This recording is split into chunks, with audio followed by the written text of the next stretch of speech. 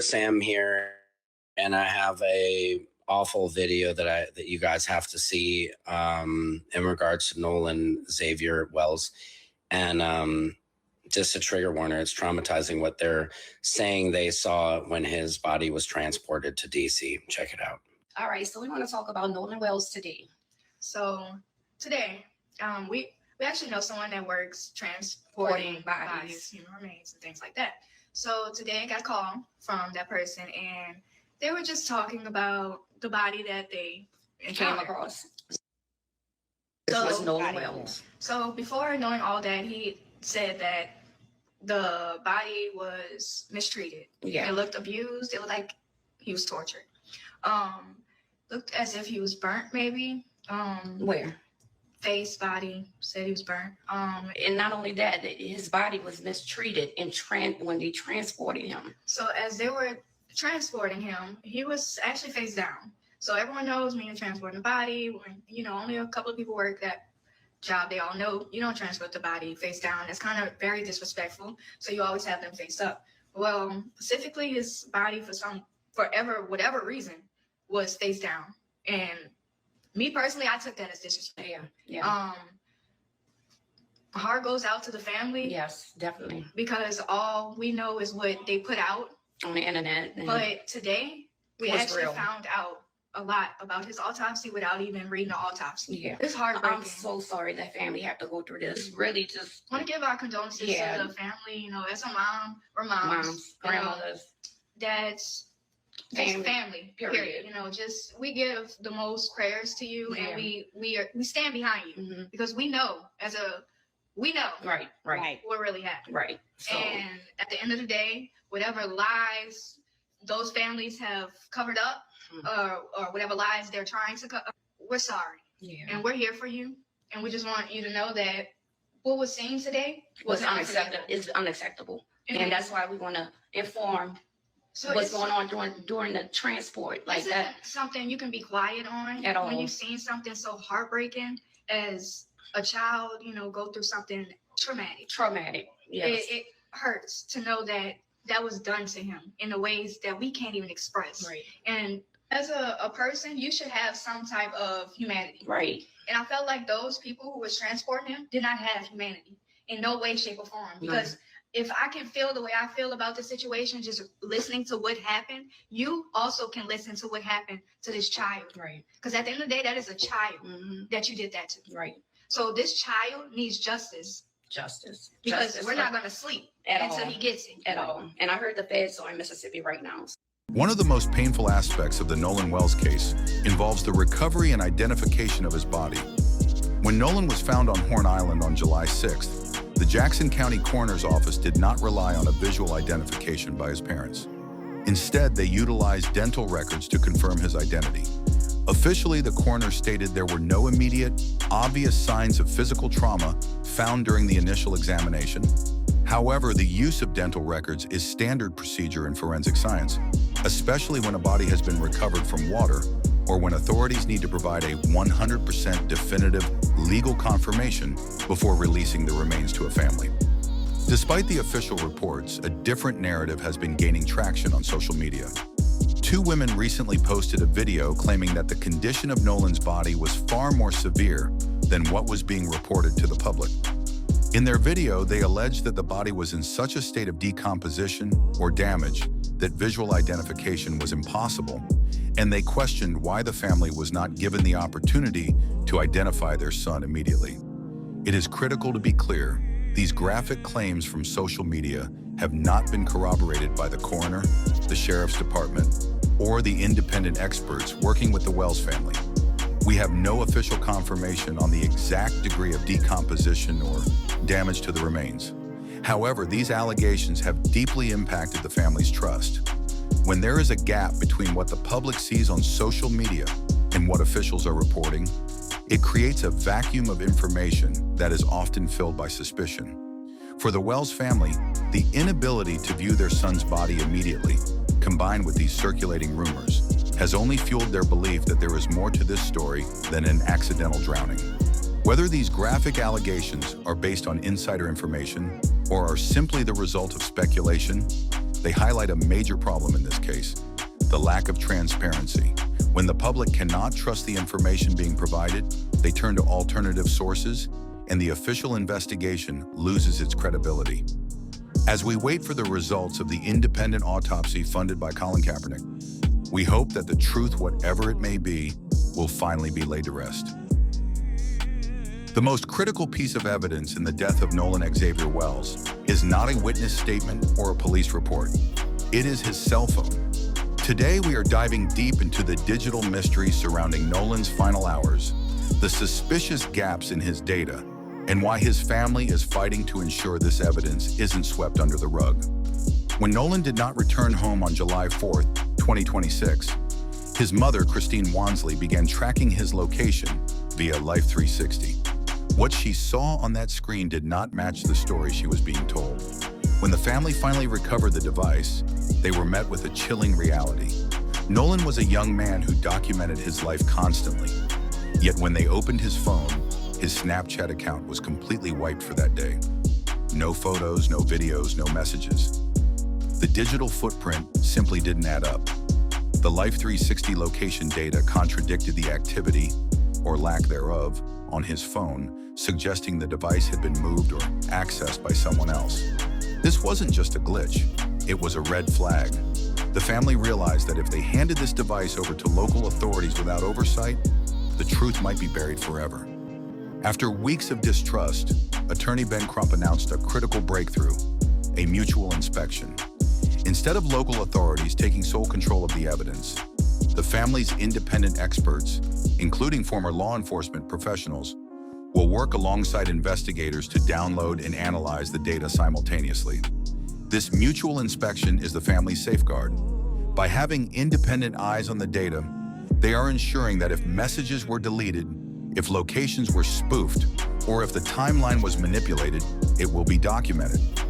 This phone holds the potential to answer the biggest questions: who had the phone, when was it accessed, and does the digital record match the stories told by those who were on the boat?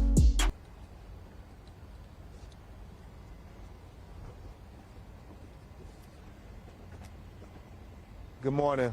I'm Attorney Ben Crump, along with Attorney Lisa Park, Attorney Eric Hertz, Justin Preston, and Cliff Jones. We have the honor of representing the family of Nolan Wells.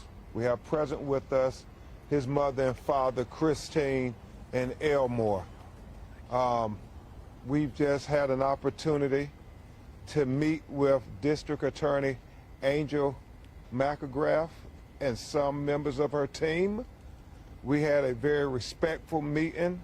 The thing I assume some of you may know, the thing to announce, she shared with the family that there will be a grand jury that she will turn this case over to once they have collected all the information and finished their investigation.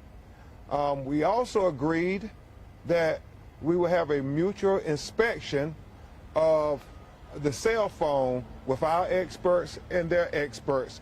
Attorney Eric Hertz is helping lead the investigation team with former law enforcement experts who are going to help us with the cell phone download. So everybody will be able to see at the same time what the cell phone has. We also talked about trying to make sure we dot every I and cross every T. I know that we're getting about 50 calls a day to 100 calls a day from people who were there on Horn Island, people who are familiar with individuals that were there on Horn Island. And so we continue to be steadfast in trying to get to the truth of why Nolan Wells is dead. At this time, we'll have Attorney Hertz say a few words, and then Christine and Elmore will just talk about the homegoing services and celebration for Nolan, and then we'll take a few of your questions. Thank you. Right now, there's a lot of unanswered questions. We appreciate the district attorney meeting with us but because of certain types of confidentiality that even the victims are not allowed to know, we did not get all the answers we want. We have an independent investigation going on that involves former law enforcement, federal agents that are going to be looking into all the different information we got. The calls are coming in and we're getting a lot of information. Some of the people that I spoke to are not talking with the law enforcement here. We're going to be trying to get them to cooperate with each other because we want to make sure the narrative, which has been put out that is false, is going to be corrected. So at this point, we just ask everybody to keep calling in if you have any information and let us know. And I personally, if we validate you're a legitimate call, we'll call you and talk to you. And I thank you all for showing up today. And now, Christine and Elmore will just share with you some details of the homegoing celebration for their son. Hello, everyone. So the homegoing celebration, the funeral will be held at Center Point Church in Ocean Springs. It is going to be, visitation will be 9 to 11, and then the funeral will start after that. The plan is for the repast because, again, we want to celebrate Nolan. And he would not want us to be sitting around crying and eating. And so what we're going to do is kind of have a party to celebrate him, and that'll be held at the Jackson County Fairgrounds. So we really do want to keep it for family and friends. We are going to allow media to come in as well. And lastly, His teammates. Oh, absolutely, teammates. We've already contacted Coach Les George because we want to make sure that those guys are there. Former teammates from high school, middle school, teams that he played against. You guys are all welcome, but of course, you know, we want to make sure that our families for sure and close friends get there. So I do want to just say, for those of you, again, if you are having protests, even the day of his service, I am asking you guys to just keep it peaceful. Nolan would never want any type of violence or anything like that. He was not that kind of person. So if you guys would, again, just be peaceful. And to the community, thank you so much. Just the outpouring of love, support. We've had some local officials. Mayor Casey Vaughn from Gaucher has reached out to us. Oh my gosh, I can't even tell you. He has, it's almost been every day. He's been texting to check on us. Also, Jeffrey Hullum, thank you so much. He's been texting pretty much every day. Receiving a lot of stories from Nolan's teachers, which just warms my heart, his classmates, teammates.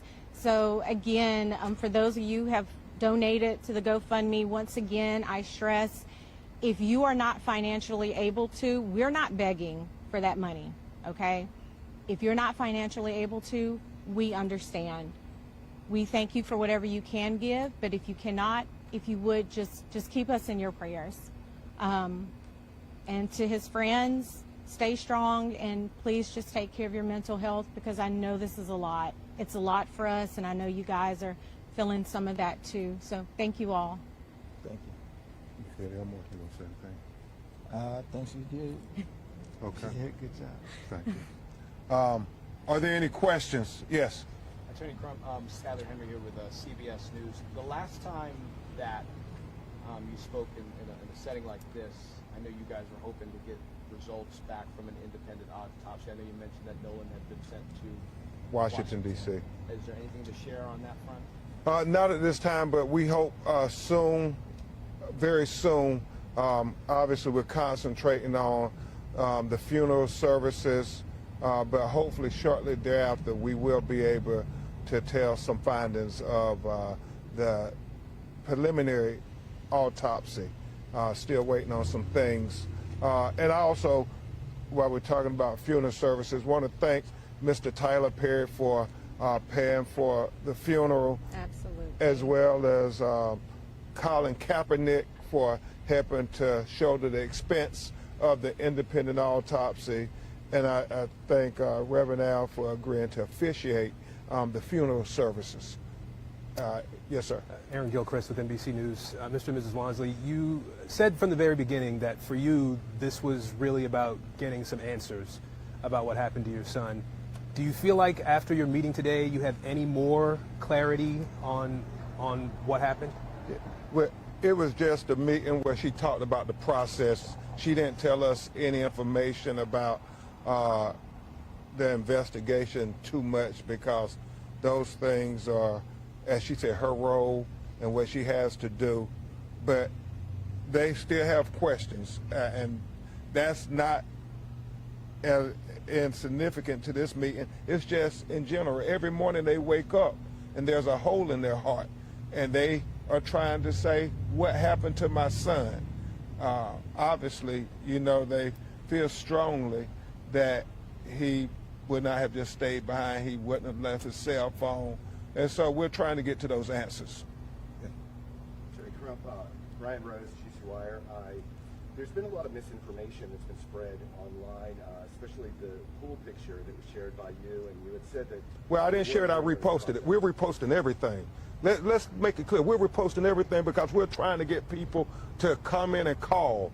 And so we've said from the beginning, we're in a ferocious search for the truth. And so things out there, we are trying to post, ask people, do you know something about this? Let us know. Just because we repost does not mean that we authenticate anything. Look at our social media. We have always been very careful to say this is a repost, and we almost always give a declaration that that's what it is, a repost.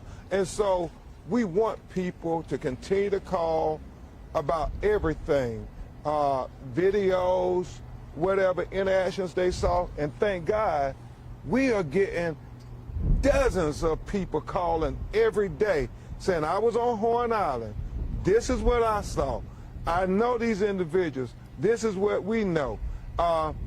They said, we understand the sheriff's investigation has hundreds of people calling too. And so the hope is that when this is presented to the grand jury, all relevant witnesses and evidence will be presented to them so that we can have a fair and impartial investigation into the death of Nolan Wells. We were very honest and candid with the district attorney, and she was honest and candid with us. Our lived experiences tell us that we must question everything, everybody's role, law enforcement role. That is the lived experience of us as black people in America. And we will be not honoring the ancestors' sacrifices for us if we did not be honest every chance we got when we talk to power. Yes, sir. You mentioned the false narrative out there. Well, I've seen quite a few of those, so I was wondering if you could tell us which false narrative you're talking about so we can let people know. That's not good, is it? Was there a particular false narrative you were There's a lot of narratives out there right now, and Just a lot of narratives. We're going to try to investigate all of them. there's a lot of narratives out there right now. I'm not going to comment on any particular one, but whenever a case this big gets in the news, people try, for whatever motivations, law enforcement or whoever, people that call in, try to set up a narrative so that people will follow the narrative. Our job is to cut through all the noise and find the truth. And the truth needs to be found by unbiased investigation, as well as unbiased lawyers and all the people that are out here, all you investigatory journalists and everyone else. We just ask that you keep an open mind until we get to the truth. And one of the things I will say, we are trying desperately to figure it out. And we don't profess to have all the answers, but boy, we're trying. And so when people call and tell us this is this person, and then we get somebody saying that, no, this isn't that person, we're trying to balance it all. So we want to even be more careful ourselves to make certain that we're trying to get people to come forward, and there are a lot of people who have different perspectives. We're getting that just from the phone calls, that people who were there at the same time are saying different things. But we're going to get there. We're going to get to the truth. Yes.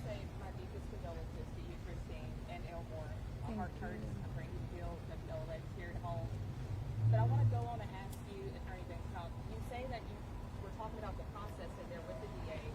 Were any affidavits or possible prosecutions or criminal actions presented to her to be signed eventually? Or Yeah, and as she said, her role is confidential at this point, but so she can maintain her prosecutorial independence.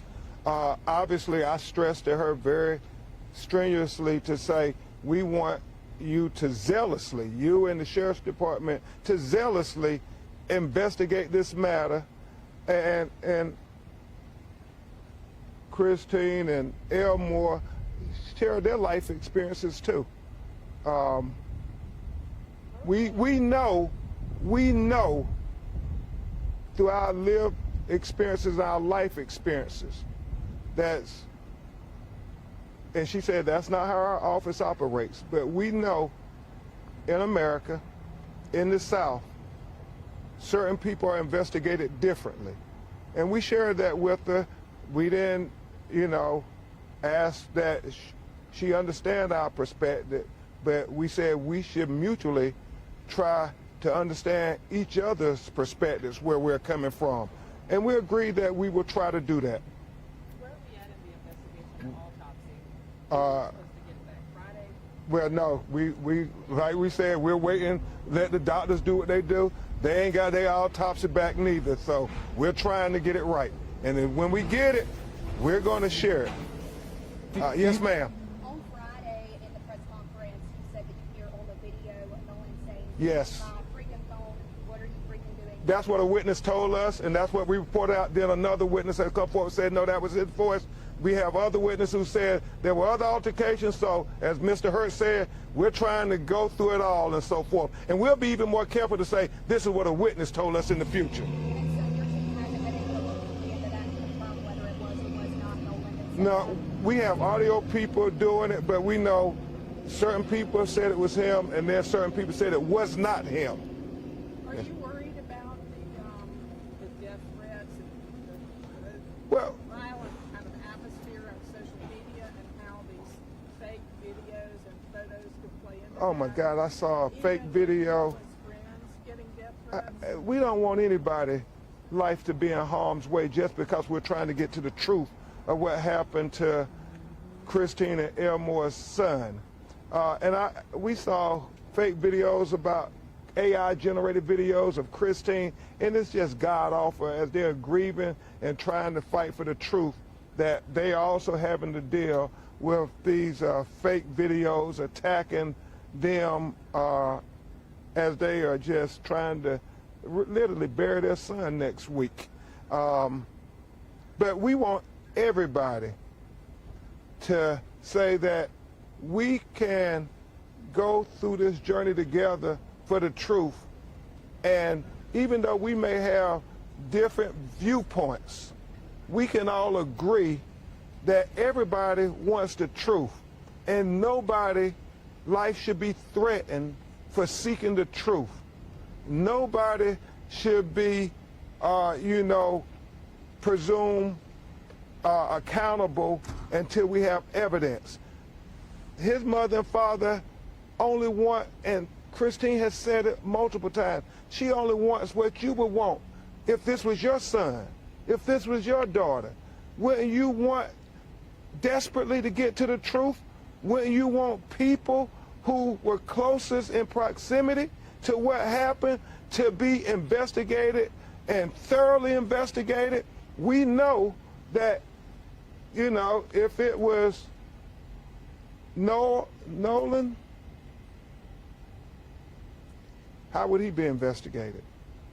So, one last question. Really quickly, just curious about the dynamic that you guys have had, Christine and Elmore, with law enforcement up until this point. Have you all been able to speak with the sheriff and the lead investigators since what happened last week? So that was actually clarified in today's meeting.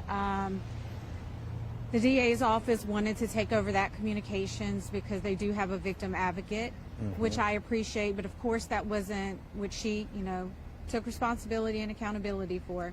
But we were not communicated with that information. So for us, like I said before, the last time we actually spoke to someone with the Sheriff's Department was last Tuesday. That was via text message that I initiated, just asking for an update.